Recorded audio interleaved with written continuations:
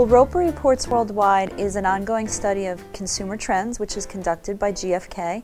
And GfK has been conducting the study since 1997 in 25 plus markets around the world. And it's a very unique study in that it gives our clients a true apples to apples comparison of consumers around the globe. So if we want to understand a young person in Peru compared to a young person in the United States, compared to a young person in Russia, we can provide that to our clients. So within Roper Reports Worldwide, we have a tool called Valuescope, which looks at 54 core values that consumers that are part of consumers' lives. And what we find when we study consumer values and understand their affinity towards values, it really helps our clients in terms of brand building and being better able to message and communicate with our clients and also understand where the market is going. Anything that the consumer touches, whether that be technology, fast-moving consumer goods, financial service products, media, information services, we really want to provide for our clients a holistic perspective of the global consumer. So that's really understanding how the different categories interact. So our study is very comprehensive in that we are looking at all kinds of different consumer demographics, the consumer values, which are key to understanding core drivers of behavior. One of the markets over the last decade where we've seen the most dynamic trends evolution has been in China.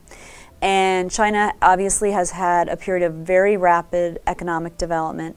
And what we have seen is that China has gone from a more, what we would consider a traditional market, so where people value things like modesty and tradition and obedience, to what we consider a more achiever market, which is looking at things like power, wealth, ambition, striving to get ahead. Is you're seeing China now emerging as, soon to be the #2 luxury market around the globe. So as consumers in that market have become more aspirational, we see that brands that 10, 15 years ago didn't exist in that marketplace are now seeing China as, their biggest growth opportunity. In terms of Peru, what we've seen is this year there's a large proportion of people in Peru who fall into, again, that kind of achiever quadrant that I talked about in China. So I think it is interesting that we see some parallels in terms of consumer values with Peru, with markets like India and China that have seen, really rapid economic development and a real, within a generation, a whole new mindset of consumers. So in some ways, we see some similarities among Peru with markets halfway around the world.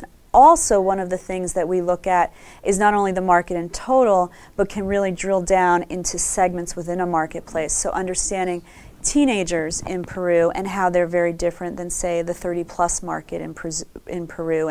And that, I think, is really important for everyone doing business here, because those are going to be your consumers of tomorrow, and you have to understand who you're going to market to in the future to really make a connection with those consumers.